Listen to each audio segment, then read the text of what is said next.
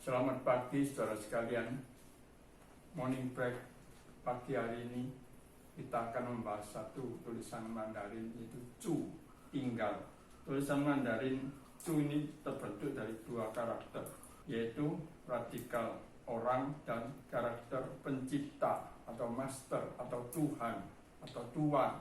Tulisan Mandarin kalau dipikir agak aneh, kenapa tinggal kok manusia harus ada yang penciptanya, harus yang ada yang tuannya, ada Tuhan yang diantaranya.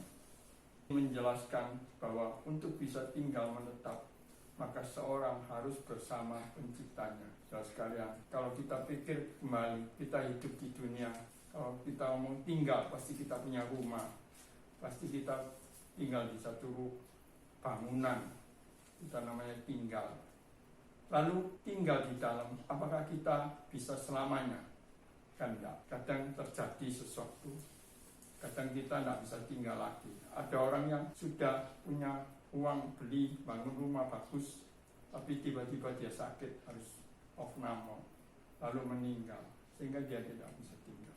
Maka itu penting, harus ada bersama penciptanya. Maka 1 Yohanes pasal 2 ayat 28-29 mengatakan, supaya orang percaya yang disebut oleh penulis sebagai anak-anakku. Penyebutan anak-anak bukan golongan masih anak kecil, tapi ditujukan kepada mereka yang sudah menjadi percaya kepada Kristus. Syaratnya ialah mereka yang percaya harus tinggal di dalam Kristus. Ayat ini berkata, maka sekarang anak-anakku, tinggallah di dalam Kristus, supaya apabila ia menyatakan dirinya, kita beroleh keberanian percaya dan tidak usah malu terhadap dia pada hari kedatangannya. Ayat 29 sana mengatakan, jikalau kamu tahu bahwa ia adalah benar, kamu harus tahu juga bahwa setiap orang yang berbuat kebenaran lahir daripadanya. Tinggallah di dalam Kristus, berarti seluruh hidup kita bersama dengan Kristus.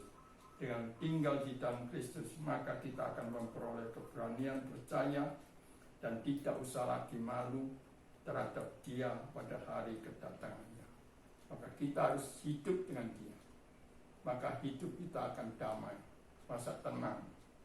Wahyu pasalnya juga yang pasal 21 ayat 3 berkata tentang nubuatan akhir zaman terkait kata tinggal, yaitu lalu aku mendengar suara yang nyaring dari tahta itu berkata, lihatlah, kemah Allah ada di tengah-tengah manusia, dan ia akan diam bersama-sama dengan mereka.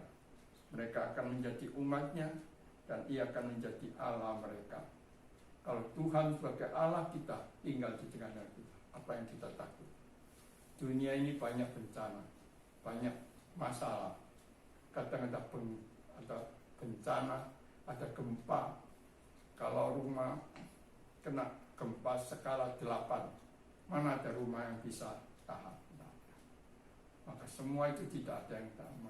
Maka saudara sekalian, Yohanes 16 ayat 33 sana berkata, semua itu kukatakan padamu supaya kamu beroleh damai sejahtera dalam aku. Dalam aku ada damai sejahtera. Kata dalam artinya tinggal bersama Yesus. Di mana tinggal bersama Kristus, kita akan memperoleh kedamaian sejati. Penyakit, masalah rumah tangga, problem, bencana, air bah, tanah longsor, semua kalau kita lihat. Sehingga kita meskipun punya rumah, kadang tidak bisa tinggal di dalam.